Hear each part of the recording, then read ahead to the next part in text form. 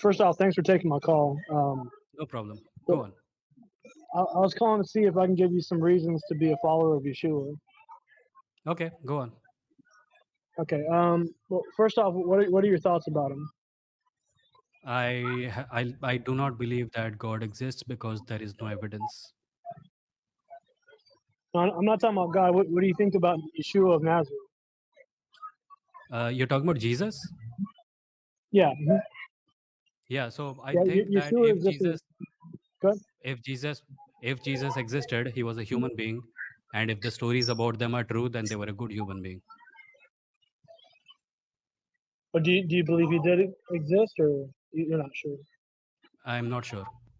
In either case, it doesn't matter, right? If they existed and the stories about them are true, then they were a good person.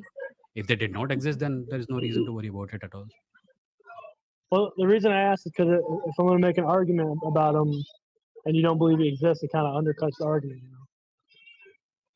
What? I'm not arguing in favor or against them. You are the one who's making the point about them. I'm saying it is mostly irrelevant to me whether or not Jesus exists. If they did exist and the stories about them are true, then they appear to have been a good person. That's all. Okay. Well, I'll just say this: that Bible scholars, there's atheist Bible scholars, Hindu Bible scholars. They're not all Christians, but there's a Mm. scholarly consensus among them that Yeshua did exist and that he was crucified under Pilate. Okay. So, would you Cool. say accept that for sake of argument? I have not read these scholars, but I'll take your word for it. There was a person who lived and was crucified. What about it? Okay. So basically, the point I'm trying to make is there's this famous apologetic by C.S. Lewis called Lord Liar Lunatic, Hmm. and it kind of goes like this: like, given that Yeshua existed, given three things: that he existed, that he was Hmm. crucified under Pilate, and that he was crucified because he claimed to be God.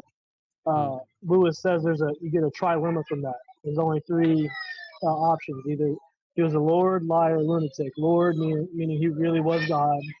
Liar meaning he was lying about being God, or lunatic meaning he really did think he was God, but he was crazy. And Hmm. I just want to know what would you choose? What would be your answer to that? I don't think there is any frame of reference to come to the conclusion that anyone is Lord. It is possible that he was a liar. It is also possible that he was mistaken and mentally unstable. Because we have frames of reference for that. We know that it is possible to lie. It is possible to be wrong, and it is not possible to be Lord to the best of our knowledge. Well, So it has to be can a I give you an second. argument? Oh, good. Sure, sure. Go ahead. Uh, can I give you an argument for why lunatic really isn't one of the options? You can kind of cross it off the list. Go on. What lunatics do you know of that created some of the greatest moral teachings of all time? What lunatics do I know of that created some of the most moral teachings of all time? Yeah, How, like, for example, like you can sometimes you'll see people on the street who are crazy who say I'm God or mm, whatever, but they're mm. not exceptional moral teachers. Yeshua was. The exceptional moral teachings that you're referring to are actually quite basic. Be good to human beings. People have been doing this uh, from way before Jesus existed. Are you saying But that every I bet civilization on earth, are you saying that no civilization on earth before Jesus believed that you should be good to human beings? How do you think societies existed? no, I beg to differ. Have you heard of the golden rule? Yeah. Be good, like do unto others as, all that. As you would have them do unto you. That's correct. Yeah, yeah, yeah. Can you This provide is me not a any spectac evidence? What? Sid, this is not a spectacularly original thing. This has been practiced since the beginning of human civilization. It's the foundation of how civilization works. People come together in communities and they behave with each other in good ways so that they remain with each other. This Well, was if not you're, an if, invention of any kind. It's quite basic, really. well, I'd like to believe you, but if your assertion is true, can you provide me with evidence of any kind of text, religious text or whatever, before the Bible that mentions the golden rule, too?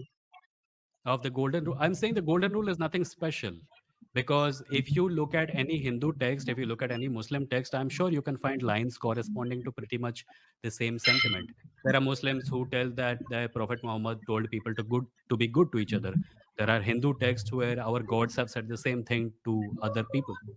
There's nothing really special about this. Well, I beg to differ because for one, Islam came 600 years after Yeshua was on the earth. Yeah, and That Buddhism doesn't. came before, and Buddhism came before that.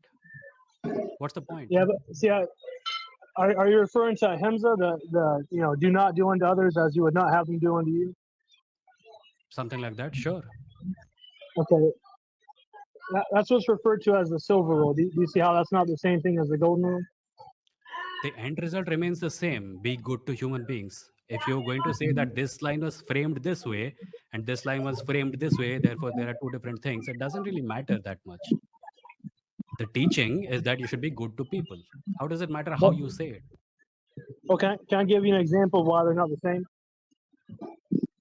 I know that they're not the same sentence grammatically. I agree with you. I'm saying it's irrelevant. No, I mean not the same grammatically, but not on the same kind. Like they're different moral teachings. Can I give you an example? Sure, go on. Okay. If I lie in bed all day and do nothing, am I following the silver rule? Am I not doing harm to people? Well, depends. What kind of work do you do? If you're a serial killer and you lie in bed all day, then you are doing good to people. They're not killing them. No, I'm specifically saying, am I not harming people? Am I practicing ahimsa? What are you asking? If you lie in bed all day, are you not harming people? Yeah. Am I practicing the silver rule? Correct? Right. Are you harming people by lying in bed all day? Is what you're saying?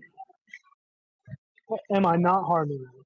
I'm following the silver rule. If I just do nothing all day, if I just sit there. It will depend on your circumstance, right? If you have an infectious disease and you're lying in bed all day, then you're preventing other people from getting infected, and that is good for them, no? Okay, assume I don't have an STD or an infectious disease. If you don't have an infectious disease and you lie in bed all day, but you have a job which if you don't go to, then other people suffer, then you are Okay, harming those people. assume I don't have a job. You're bringing up a bunch of hypotheticals. This entire thing is hypothetical. You started with hypotheticals. I'm responding with hypotheticals. You give me hypotheticals, I'll give you hypotheticals. That's the point I'm trying to get to is you can lie in bed and do nothing all day, and you're not harming anyone. You're following the golden rule or the silver rule, but you're definitely not following the golden rule. You're not, giving to charity. You're not, helping a little old lady cross the street or whatever. If you give to charity, are you always doing something good?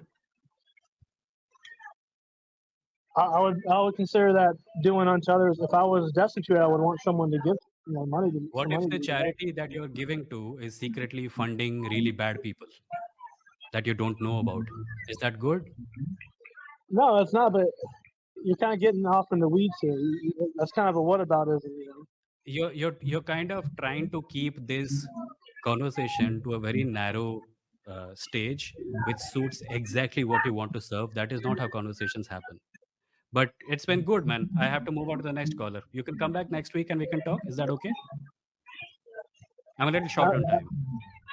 I know you're short on time. I guess we can agree to disagree, but I don't think you can love someone when you're following the silver rule. But I do appreciate you having me on, sir. I think your sentiment is being fed by your love for your religion, which I understand, but it is by no means a special thing to say that Christianity teaches you to be good to people. Every religion teaches people to be good to people. Most people ignore it. There are evangelical Christians in America who ignore it. There are Buddhists, Hindus, Muslims who ignore it. There are people who are atheists who don't ignore it. It's got nothing to do with religion. Human beings can be good to people despite not knowing whether a sentence is golden or made of silver. But thanks, brother said. Bye bye. God bless. Bye.